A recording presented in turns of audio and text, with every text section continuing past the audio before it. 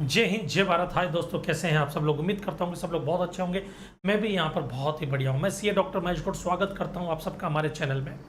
हमारे चैनल को आप सब्सक्राइब कर लीजिए और बेल आइकन को प्रेस कर लीजिए ताकि आपको ऐसे खूब सारे वीडियोस मिलते रहे। वीडियो देखने से पहले एक छोटा सा अनाउंसमेंट मैं आपको करना चाहता हूँ यहाँ पे स्मरण बैच का। ये practice batch for CA final group two के लिए सीए फाइनल का ये बैच शुरू हुआ है, जो एक तरह से सेमी कॉम्प्रेंसिव बैच है। सेमी कॉम्प्रेंसिव बैच मतलब कि जो कॉम्प्रेंसिव बैच 160-170 आवर्स का आईडीटी का होता है, वो आईडीटी 130 आवर्स में हम यहाँ पे कंप्लीट करेंगे। मतलब फास्ट ट्रैक से ज़्यादा, कॉम्प्रेंसिव से थोड़ा सा कम। ये स्टार्ट है हो गया आपका 15 दिसंबर से। तो इसके जो लेक्चर आपने मिस कर लिए उनका रिकॉर्डिंग आपको अवेलेबल हो जाएगा, वो आप रिकॉर्डेड देख सकते हैं। और आईडीटी के बैच का टाइमिंग होगा 9:15 टू 11:15 मॉर्निंग में ना।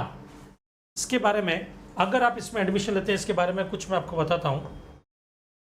SCMP जो है सचिन गुप्ता सर लेने वाले हैं, दुर्गेश सिंह सर DT लेने वाले हैं, IDT मैं लेने वाला हूँ Mahesh Gaur sir. Live interactive classes होगी, अनलिमिटेड रिकॉर्डेड लेक्चर रहेंगे, doubt solving session regular basis पे होगा, मॉक टेस्ट सीरीज भी आपकी रेगुलर बेसिस पे चलती रहेगी। ये कुछ स्टूडेंट्स की डिटेल्स है जो रैंकर्स हैं और कुछ लेजेंड स्टूडेंट्स की डिटेल है। ये अलग अलग सब्सक्रिप्शन प्लान अवेलेबल है अभी आपके लिए, 36 month, 24 month, 12 month, 6 month, 3 months. तो अब 3 मंथ्स का और 12 मंथ्स का ये दो प्लान आप यूज कर सकते हैं, बराबर है। MGST कोड यूज करने पे आपको मिलेगा एडिशनल डिस्काउंट 10%। ये ग्रुप 2 की डिटेल और ये कॉम्बो की डिटेल यहाँ पर। ओके, अब आप देखिए, एंजॉय कीजिए इस वीडियो को और मिलते हैं हम हमारे नेक्स्ट ऐसे एक वीडियो में। तब तक के लिए जय हिंद जय भारत।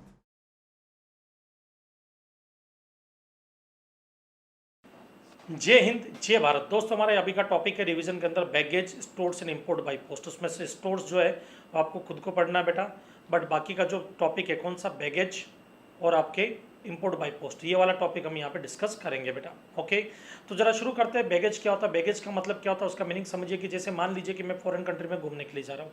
तो जब मैं फॉरेन कंट्री में घूमने के लिए जाता हूँ तो उस वक्त क्या होता है कि मैं एक डिक्लेरेशन फॉर्म भरता हूँ कि मेरे पास में क्या क्या चीज़ें हैं। वो सारे सामान की डिटेल मैंने दी और उसके बाद में मैं गया USA घूमने के लिए। ये USA पीछे दिख रहा है आपको। मैं यहाँ पे मस्त मजे से घुमा, शॉपिंग वगैरह भी की, मैंने कुछ ज्वेलरी भी खरीदी, मैंने मोबाइल फ़ोन खरीदा, लैपटॉप खरीदा, कुछ कपड़े वगैरह खरीदे और मैं अब इंडिया आ रहा हूँ। तो आउटसाइड इंडिया से ये सारा प्रोडक्ट मैं इंडिया में लेकर के आ रहा हूँ, तो इसको बोलते हैं बैगेज। ये बिलोंगिंग ऑफ द पैसेंजर्स है। इन बैगेज पे मुझे ड्यूटी पे करनी पड़ेगी। ड्यूटी किस रेट से चार्ज होती है बेटा, 35% की रेट से चार्ज होगी और 10% ऑफ 35% मतलब 3.5% सोशल वेलफेयर सरचार्ज चार्ज होगा। टोटल मिला करके 38.5% से मुझे ड्यूटी पे करनी पड़ेगी यहाँ पर। अब यहाँ पे इंटरेस्टिंग चीज़ क्या है, ध्यान से सुनना। मैं फॉरेन कंट्री में जाकर के घूम फिर करके इंडिया में आया हूँ और ये मुझसे बोल रहे हैं कि भाई आप ये प्रोडक्ट इंपोर्ट करके लेके आपको ड्यूटी पे करनी पड़ेगी। मैंने कहा जी मैं ड्यूटी पे करने को रेडी हूँ। ड्यूटी की रेट क्या बोले, 38.5%। मैंने कहा कि क्या सारे प्रोडक्ट पे लगेगी? तब इन्होंने बोला 3 प्रोडक्ट पे कभी भी ड्यूटी नहीं लगती है। कौन सा? एक लैपटॉप आप नया लेकर के आ सकते हो फॉरेन कंट्री से। ट्रेवल सोविनियर्स, वहाँ के कोई चिन्ह वगैरह सिंबल कि भाई जिससे ये होता ना, आप लेकर के आते हो, ये देखो ट्रेवल सोविनियर का फोटो, सिंबल वगैरह, जैसे कि आप घूमने गए कहीं पे, थाईलैंड घूमने गए तो हाथियों का बना हुआ एक सिंबल वो लेकर के आगे, वैसा बराबर। या पर्सनल इफेक्ट के आइटम्स, कुछ कपड़े वगैरह नॉर्मल, बट वो कमर्शियल क्वांटिटी में नहीं होने चाहिए। अब जैसे मैं 1-2 शर्ट लेकर के आया चलेगा, बट मैं लेकर के आएगा 150-200 शर्ट, वो नहीं चलेगा, वो कमर्शियल क्वांटिटी है, उस केस में ड्यूटी लग जाएगी। तो जब मैं इंडिया पहुंचूंगा तो इंडिया पहुंचने के बाद में 2 चैनल गेट बने होते हैं। एक रेड चैनल गेट होता है, ग्रीन चैनल गेट होता है। ये एयरपोर्ट पे आपको मिल जाएंगे, रेड चैनल गेट और ग्रीन चैनल गेट। जब मैं कोई फॉरेन से कोई गुड्स वगैरह लेकर के आया हूँ, ज्वेलरी लेकर के आया हूँ, कैमरा लेकर के आया हूँ, सब पे ड्यूटी लगने वाली है, तो मुझे रेड चैनल गेट से निकलना पड़ेगा और ड्यूटी पे करनी पड़ेगी। लेकिन अगर मैं फॉरेन से कोई भी बैगेज लेकर के नहीं आया हूँ जो ड्यूटीएबल हो, तो उस केस में मैं ग्रीन चैनल गेट से निकल जाऊँगा। लेकिन जब मैं इंडिया आता हूँ तो मुझे एक डिक्लेरेशन फॉर्म भरना पड़ता कि फॉरेन से मैं क्या क्या प्रोडक्ट लेकर के आया। अगर मैंने डिक्लेरेशन फॉर्म में कोई प्रोडक्ट नहीं भरा, जैसे कि एग्जाम्पल के लिए मैंने मोबाइल फोन और कैमरा, उसकी डिटेल डिक्लेरेशन फॉर्म में नहीं दी और स्कैनिंग के टाइम में वो प्रोडक्ट पकड़े गए, तो वो गुड्स सीज हो जाएगा। याद रखना, वो डिपार्टमेंट अपने पास में रख लेगा, हाथ धो बैठोगे उस प्रोडक्ट से बेटा। ओके, एक हेमल के शाह का ऐसा केस भी हो चुका है ना। तो जरा आ जाओ, declaration bye honour of baggage. The owner of baggage shall, for the purpose of clearing it, make declaration of its content to the proper officer. Baggage क्या होता है? Belonging of the passenger. जो फॉरेन से आप लेकर के आते हैं या इंडिया से बाहर लेकर के गए, तो बाहर लेकर के गए वही प्रोडक्ट वापस लेकर के आते हैं तो ड्यूटी नहीं लगता, बट नया प्रोडक्ट कुछ खरीद करके लेकर के आ रहे हो तो ही ड्यूटी लगेगी बैगेज में। Rate of duty 38.5%। अब देखना, कुछ जनरल अलाउंसेस दिए गए रूल 3 और 4 के अंदर, जनरल फ्री अलाउंसेस। अब इसमें 4 ही रूल काम किया आपके, 3, 4, 5 एंड 6। इसी पे क्वेश्चन बनते हैं आपके। तो पहले रूल 3 एंड 4 पढ़ लेते हैं। जनरल अलाउंस क्या बोलता है कि महेश गौड़ आप कोई भी प्रोडक्ट अगर फॉरेन से लेकर के आए जो ड्यूटेबल है, जिन पे ड्यूटी चार्ज होगी, जिसमें बैगेज के अकॉर्डिंग 38.5% की रेट से ड्यूटी लगने वाली है, उस प्रोडक्ट को भी हम एग्जेम्प्ट कर देंगे। पूरा नहीं, 50,000 रुपये तक का एग्जम्पशन दे देंगे आपको, 50,000 रुपये तक का एग्जम्पशन दे देंगे। बट शर्त ये है, 2 शर्त है। पहला कि आप जो कंट्री से वो सामान लेकर के आ रहे हैं, घूम कर के आ रहे हैं, वो नेपाल, भूटान, म्यांमार नहीं होने चाहिए।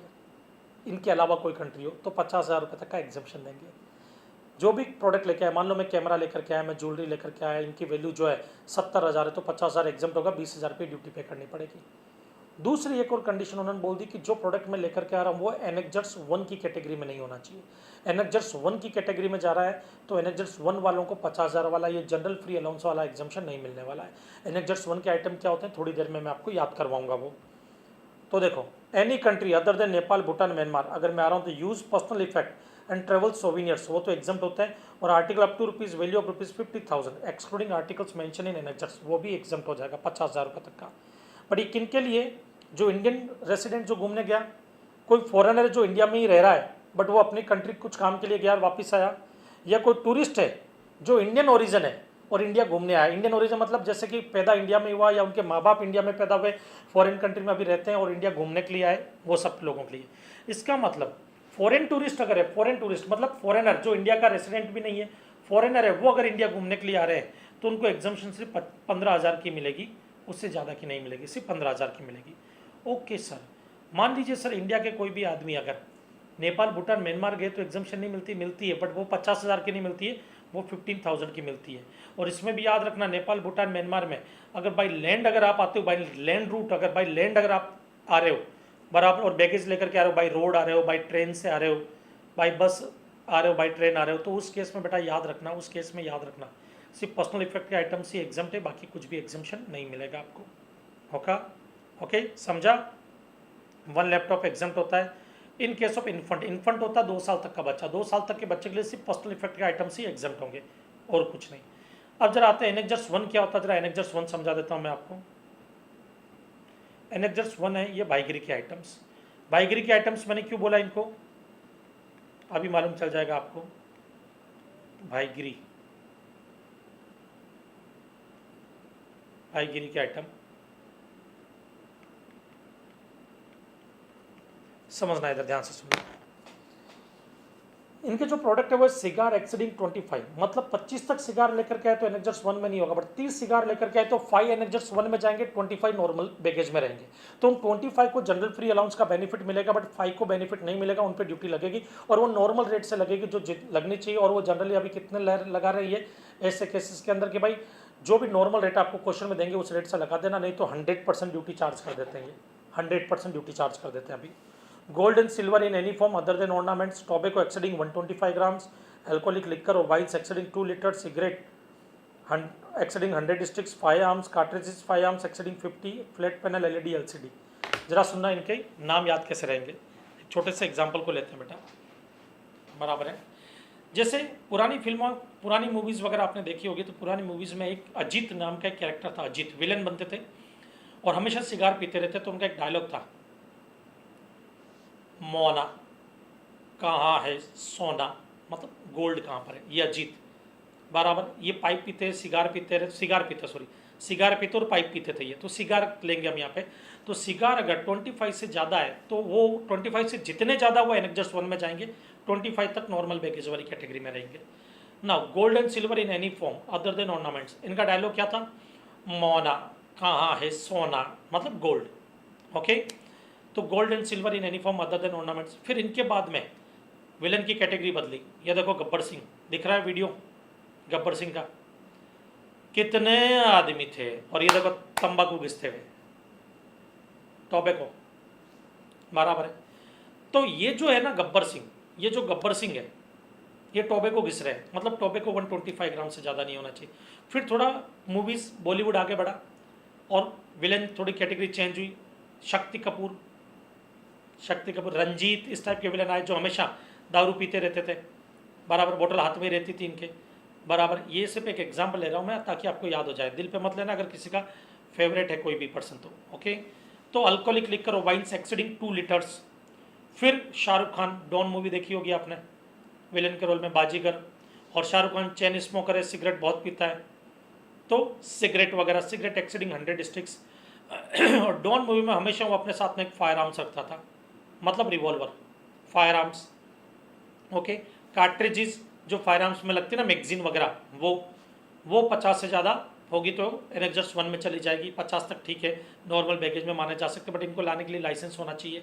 अब क्वेश्चन है कि मुझे ये सब चीज़ों की नॉलेज कैसी है इस एलईडी और एलसीडी में मूवी देख देख करके। तो एलईडी और एलसीडी, ओके ना। अब एक एग्जाम्पल से मैं इनको समझाता हूँ, ध्यान से सुनना। मान लीजिए कि मैं फॉरेन कंट्री घूमने गया, मैं मिस्टर एमजी फॉरेन कंट्री घूमने गया, यूएसए गया, और यूएसए से वापस इंडिया आ गया। जब मैं आ रहा हूँ इंडिया तो मेरे पास में क्या क्या, कैमरा, एक नया कैमरा खरीदा, एक लैपटॉप, पर्सनल इफेक्ट के आइटम्स,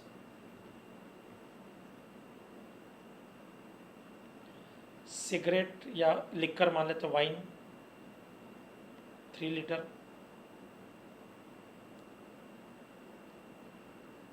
और एक PC, personal computer, 1 laptop 1 PC. ये कुछ चीज़ें मैं लेकर के आया। कैमरा जो था वो 25,000 का था, लैपटॉप जो है वो 30,000 का, पर्सनल इफेक्ट के आइटम्स 15,000 के, वाइन लेकर के आया मैं 30,000 की, पीसी लेकर के आया मैं 25,000 का या 20,000 का। ये प्रोडक्ट में लेकर के आया एज ए बैगेज। अब इधर देखना बेटा, इसमें जो नॉर्मल बैगेज की कैटेगरी में जाएंगे, जो टैक्सेबल होंगे, ड्यूटीएबल बैगेज,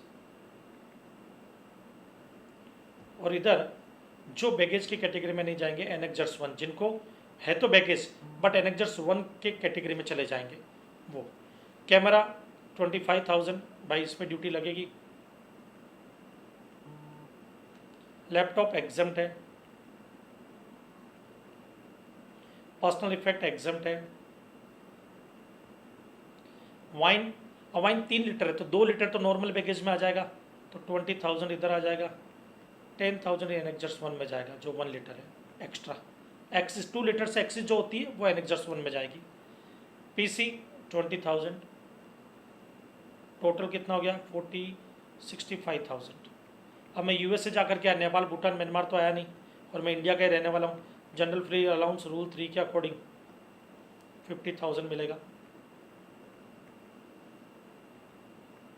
बाकी कितना 15,000 है, उस पर ड्यूटी लगेगी। इधर कोई जनरल फ्री अलाउंस नहीं मिलेगा, ये पूरा पूरा 10,000 आपका, ये 10,000। अब इधर देखना, आपको क्वेश्चन में रेट दी हुई रहेगी, इस पर कौन सी रेट से ड्यूटी लगानी है, नहीं दी हुई है तो 110%, 100% ड्यूटी और 10% सोशल वेलफेयर सरचार्ज बराबर है, वो लगेगी। बट ये जो है ये बैगेज की कैटेगरी में, इस पर 38.5% से ड्यूटी लगेगी सिर्फ। ओके ना। अब बारी आती है रूल 5 की। रूल 5 है ज्वेलरी अलाउंस। ज्वेलरी अलाउंस क्या बोलता है कि मान लीजिए कि मैं फॉरेन कंट्री के अंदर रहता हूँ, जॉब वगैरह करता हूँ, 1 साल से ज़्यादा वहाँ पे रुका हूँ, more than 1 year, exact 1 year नहीं, मोर देन 1 ईयर अगर मैं वहाँ पे स्टे किया मैंने, और अब मैं इंडिया में आ रहा हूँ, तो मेरे लिए रूल 3 वाली एग्जम्पशन तो मिलेगी, जो मिलेगी 3-4 वाली एग्जम्पशन मिलेगी, बट रूल 5 की एडिशनल एग्जम्पशन मिलेगी। वो ज्वेलरी के लिए है कि अगर मैं कोई ज्वेलरी लेकर के आ रहा हूँ फॉरेन कंट्री से बराबर, और मैं एक जेंटलमैन हूँ, तो जो ज्वेलरी की वैल्यू है उसका 20 ग्राम्स की जितनी वैल्यू होती है वो, और 50,000 विच एवर इज लेस, उतना अमाउंट एग्जम्प्ट हो जाएगा। एग्जाम्पल के लिए मैं एक जेंटलमैन हूँ, मैं ज्वेलरी लेकर के आया 1 लाख रुपीज़ की, बराबर है, ओके, और पीसी लेकर के आया मैं 50,000 का। ये 2 प्रोडक्ट लेकर के आया मैं। ज्वेलरी कितने के लेके आया 1 लाख की। अब इधर देखना बेटा, ये जो ज्वेलरी है वो है आपके 100 ग्राम्स, कितनी है 100 ग्राम्स जो लेकर के आया। गवर्नमेंट मुझे क्या बोलती है, पहले जनरल फ्री अलाउंस से पहले रूल 5 का एग्जम्पशन ले लो। अब मैं फॉरेन कंट्री में स्टे रहा मेरा 1 year and 10 days, 1 year and 10 days. तो रूल 5 के अकॉर्डिंग मुझे कितना एग्जम्पशन मिलेगा, तो बोले 1 लाख में से एग्जाम्प्ट हो जाएगा value of 20%, sorry 20 grams. 20 grams की वैल्यू कितनी होगी? अगर 100 ग्राम्स की 1 लाख है तो 20 ग्राम्स की कितनी होगी? तो 1 lakh 100 grams multiply by 20 grams कितना आ जाएगा? 20,000 और 50,000 विच एवर इज लेस। तो कितना एग्जाम्पशन मिल जाएगा मुझे? 50,000, 20,000 का। तो इस 1 लाख में से 20,000 एग्जाम्प्ट हो जाएंगे। तो इधर देखना आप, मैं क्या क्या आइटम्स लेकर के आया? ज्वेलरी और पीसी। ज्वेलरी 1 लाख का, पीसी है 50,000 का, लेस रूल 5 के अकॉर्डिंग 20,000 ज्वेलरी में से माइनस हो जाएगा, बचा कितना? 80,000। इधर रूल 5 का बेनिफिट नहीं मिलता है, 50,000। जनरल फ्री अलाउंस आप कर दो, रूल 3 का बेनिफिट ले लो। रूल 3 का बेनिफिट इन दोनों को ही मिलेगा। तो ये कितना हो गया? 1,30,000 माइनस 50,000, जो बैलेंस कितना बचा अब? 80,000। इस पर 38.5% से ड्यूटी लग जाएगी। ओके। लेकिन अगर मैं लेडी पैसेंजर हूँ तो वैल्यू ऑफ 40 ग्राम्स और 1 lakh which ever is less उतना एग्जाम्पशन मिलेगा। अब आते हैं रूल 6 क्या बोलता है। रूल 6 यहाँ पे क्या बोलता है बेटा कि अगर मान लो कि मैं फॉरेन कंट्री में कुछ सर्विस देने गया और वहीं पर 6 महीना 8 महीना साल भर रुक करके मैंने कुछ सर्विस वगैरह दी वहाँ पर, बराबर अब मैं इंडिया में आ रहा हूँ, तो अपना काम ख़त्म करके आ रहा हूँ। तो वहाँ पर मैं अगर साल भर रुका, 1.5 साल रुका, तो मैंने वहाँ पर कुछ आइटम्स भी खरीदे होंगे। आइटम्स में मतलब जैसे खाने पीने के बर्तन हो गए, टीवी हो गया, फ्रिज हो गया, डीप फ्रीज़र हो गया, डिश वॉशर हो गया, बराबर है, ये सब ओवन हो गया, माइक्रोवेव हो गया, ये सब चीज़ें मैंने खरीदी होगी वहाँ पे जो रेगुलर यूज़ में आती है मेरे वहाँ पर। रेंटेड हाउस में रहता था वहाँ पर। अब मैं आ रहा हूँ तो मेरे पास 2 ऑप्शन है, वो सारी चीज़ें वहीं छोड़ के आ जाऊँ या वहाँ पे किसी को बेच दूँ या उनको इंडिया लेकर के आऊँ। अगर मैं उनको इंडिया लेकर के आता हूँ यूज हाउस होल्ड आर्टिकल्स, तब मुझे रूल 6 का एडिशनल बेनिफिट मिलेगा। ये क्या बोलता है, ध्यान से सुनना। अगर मैं पर्सनल या house hold articles other than those mention in annexures 1 और 2, 1 और 2 में जो मेंशन है वो नहीं होने चाहिए। 1 तो आपको पता है, 2 अभी मैं याद करवा दूंगा। अगर मैं अब्रॉड गया फॉरेन कंट्री में सर्विस वगैरह देने के लिए मान लो, और 3 महीने से ज़्यादा रुका, 6 महीने तक रुका, तो जो भी मैं यूज़ हाउस होल्ड आर्टिकल्स वगैरह या पर्सनल आइटम्स लेकर के आ रहा हूँ, 60,000 रुपये तक की एग्जम्पशन मिलेगी। 6 महीने से ज़्यादा रुका, 1 साल तक रुका, तो 1 लाख रुपये तक की एग्जम्पशन मिलेगी। और अगर पिछले 2 सालों में मैं कम से कम 1 साल वहाँ पर रुका, मतलब मेरा प्रोजेक्ट 2 साल से चल रहा है, बीच बीच में इंडिया भी आ रहा हूँ मैं, बट कम से कम 1 साल वहाँ पर रुका, तो 2 लाख रुपए तक की वैल्यू एग्जम्प्ट हो जाएगी। बट इसके लिए कंडीशन है कि पिछले 3 सालों में ये वाला बेनिफिट मैंने नहीं लिया हो कभी। अगर ये वाला 2 लाख का बेनिफिट पिछले 3 सालों में मैंने ले लिया तो फिर 1 लाख रुपया ही एग्जम्प्ट होगा ये वाला मेरा, उससे ज़्यादा नहीं होगा। और अगर मिनिमम स्टेट 2 ईयर्स से उससे ज़्यादा, क्या मान लो प्रोजेक्ट मेरा 3-4 साल चला और 2 साल में वहाँ पे रुका या उससे ज़्यादा रुका, और अब हाउस होल्ड आर्टिकल्स में इंडिया में लेकर के आ रहा हूँ, तो 5 लाख रुपए तक की वैल्यू एग्जम्प्ट होगी। बट यहाँ पर उन्होंने क्या बोला, बराबर, यहाँ पे उन्होंने कुछ कंडीशंस दी। कंडीशंस क्या दी है? Minimum stay of 2 years abroad immediately preceding the date of his arrival on transfer of residence. जिस दिन मैं यहाँ पे आ रहा हूँ उससे पहले 2 साल में वहाँ पे रुका हूँ। अब मान लो प्रोजेक्ट जो है 5 साल तक चल रहा था, मैं वहाँ पे सर्विस दे रहा था फॉरेन कंट्री में 5 साल तक। अब मैं बीच बीच में इंडिया आ रहा था, तो जब भी मैं इंडिया आ रहा हूँ, बराबर, जब भी मैं इंडिया आ रहा हूँ, तो उस वक्त याद रखना कि जब मैं इंडिया में रुकता हूँ वो टाइम पीरियड 6 महीने से ज़्यादा का नहीं होना चाहिए। 6 महीने से ज़्यादा रुका तो ये 5 लाख वाली एग्जम्पशन चली जाएगी मेरे हाथ से। दूसरा, इन्होंने ये बोला कि भाई 2 ईयर्स वहाँ पे रहा, बट कोई वैलिड रीज़न होने की वजह से मुझे जल्दी आना पड़ा, तो 2 महीने तक का शॉर्टफॉल है तो डिपार्टमेंट माफ़ कर सकता है। कैसे? एग्जाम्पल के लिए एक छोटा सा एग्जाम्पल देता हूँ। लॉकडाउन लग गया, कोविड हो गया, जिसकी वजह से 23 मंथ्स में ही आपको आना पड़ गया इंडिया, बराबर। वहाँ की गवर्नमेंट ने बोला भाई इंडियन लोग जितने भी वो निकलो यहाँ से जाओ, तो मुझे आना पड़ा यहाँ पर। तो शॉर्टफॉल अगर 2 मंथ्स तक का है तब जो है आपके deputy commissioner, assistant commissioner customs जो है वो उसको इग्नोर कर सकते हैं। ओके। कब? If the early return is on account of terminal leave और vacation being availed by the passenger और any other special circumstances for reason to be recorded in writing. दूसरा, मैं इंडिया जब बीच बीच में विजिट पे आता हूँ, शॉर्ट विजिट पे, बराबर, तो 6 महीने से ज़्यादा मुझे इंडिया में नहीं रुकना है। बट कोई वैलिड रीज़न है जिसकी वजह से 6 महीने से ज़्यादा रुका है, तो फिर डिपार्टमेंट जो है उसको इग्नोर कर सकता है। प्रिंसिपल कमिश्नर या कमिश्नर जो है उस चीज़ को माफ़ कर सकते हैं यहाँ पर। ओके ना। और ये भी एक कंडीशन पूरी करनी पड़ेगी कि पिछले 3 साल में ये बेनिफिट मैंने नहीं लिया हो, 5 लाख वाला। अब बारी आती है एनेक्जर्स 1 के बाद 2 क्या होता है। एनेक्जर्स 2, एनेक्जर्स 2 में कवर होता है बेटा कलर टीवी। इसकी फुल फॉर्म है सीवीडी गोल्ड। सीवीडी गोल्ड का मतलब C1 का मतलब कलर टीवी, सी का मतलब cinematographic film of 35 mm and above. इसका मतलब 35 mm से कम होगा वो मैं लेकर के आ रहा हूं, तो मुझे यहाँ पे बेनिफिट मिल जाएगा रूल 6 का। Video home theatre system, video camera, dish washer, domestic refrigerator of capacity above 300 litres और इट्स इक्विवेलेंट। इसका मतलब 300 लीटर से कम की कैपेसिटी वाला अगर मैं डोमेस्टिक रेफ्रिजरेटर लेकर के आ रहा हूं तो मुझे रूल 6 का बेनिफिट मिलेगा। Deep freezer, gold and silver in any form other than ornaments. तो ये देखो बेटा, ये कलर टीवी, ये सिनेमाटोग्राफिक फिल्म्स जो 35 mm या उससे ज़्यादा की है, ये वीडियो होम थिएटर सिस्टम, ये वीडियो कैमरा, ये डिश वॉशर, ये डोमेस्टिक रेफ्रिजरेटर जो 300 या उससे ज़्यादा लीटर का है, ये डीप फ्रीजर, ये गोल्ड एंड सिल्वर। ये तो आपके एनेक्जर्स 1 में भी कवर है अदर देन ऑर्नामेंट्स। अच्छा, एक एग्जांपल ले लेते हैं यहाँ पर बेटा। Mister Bretley, a tourist of Chinese, China का रहने वाला है, origin comes Chinese origin comes to India along with his wife Ching Li and child Bruce Lee. As a child के 2 years, मतलब इन्फंट है। और इन्फंट के केस में सिर्फ और सिर्फ क्या एग्जाम्प्ट होता है बेटा, पर्सनल इफेक्ट के आइटम्स। पर्सनल इफेक्ट के आइटम्स वो लेकर के आए अपने साथ में। ब्रेटली 50,000 जो एग्जाम्प्ट होगा, चिंगली 60,000 जो एग्जाम्प्ट होगा, ब्रूस ली वो भी एग्जाम्प्ट होगा। 2 लैपटॉप लेकर के आए, तो एक ब्रेटली का एक चिंगली का, उस हिसाब से एग्जाम्प्ट हो जाएगा, एक एक में डिवाइड कर देने का।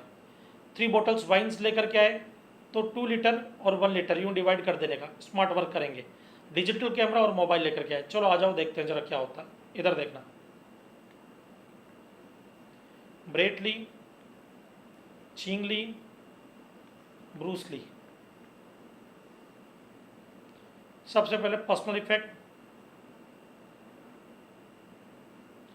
Exempt exempt exempt. उसके बाद क्या है, लैपटॉप। 2 लैपटॉप है, दोनों की वैल्यू है 40,000 एक की, तो 40,000 एक इसको एग्जाम्प्ट कर दो, एक इसको एग्जाम्प्ट कर दो। क्यों एग्जाम्प्ट कर दो, क्योंकि लैपटॉप बेटा एक एक एग्जाम्प्ट होता है, तो दोनों का एक एक है तो एग्जाम्पशन मिलेगी। नेक्स्ट आता है आपके 3 bottle of wine, 3 bottle of wine 1 litre each 6,000 की है। अब देखो एनेक्जर्स 1 में चली जाएगी 2 लीटर से ज़्यादा, तो स्मार्ट वर्क क्या करने का, वाइन जो है ना 2 लीटर इसको दे दो, 2 लीटर, और 1 लीटर इसको दे दो, तो बेनिफिट मिल जाएगा। क्योंकि दोनों के में से कोई भी 2 लीटर से ज़्यादा नहीं लेकर के आया, तो 4,000 उधर, 2,000 इधर डाल दिया मैंने। डिजिटल कैमरा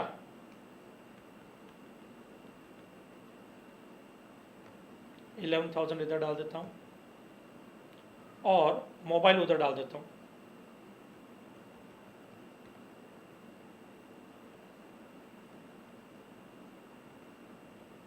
ये टोटल हो गया 15,000, ये हो गया 22,000। जनरल फ्री अलाउंस मिलेगा दोनों को रूल 3 के अकॉर्डिंग, क्योंकि इंडियन ओरिजिन नहीं है तो 15,000 का ही मिलेगा। ये 0, ये 7,000। इस 7,000 पे 38.5% से आपको ड्यूटी पे करनी होगी। ओके बेटा, ना अब बारी आती है इंपोर्ट बाई पोस्ट की। इंपोर्ट बाई पोस्ट क्या बोलता है, ध्यान से सुनना।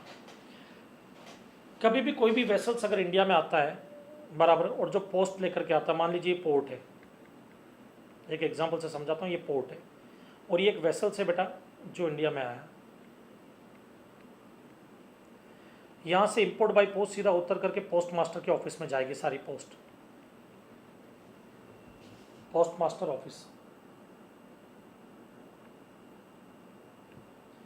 और ये है कस्टम्स एरिया, यहाँ पे एक कस्टम ऑफिसर होता है। पोस्ट मास्टर क्या करता है, फिर इस पूरे की डिटेल की एक लिस्ट तैयार करता है, और लिस्ट जो है वो लिस्ट प्रेजेंट करता है कस्टम्स ऑफिसर को। ये कस्टम्स ऑफिसर है कि ये प्रोडक्ट आए हैं और ये इसकी वैल्यू या ड्यूटी लगनी चाहिए, मिनिमम कस्टम्स वैल्यू के अकॉर्डिंग कैलकुलेट करते हैं।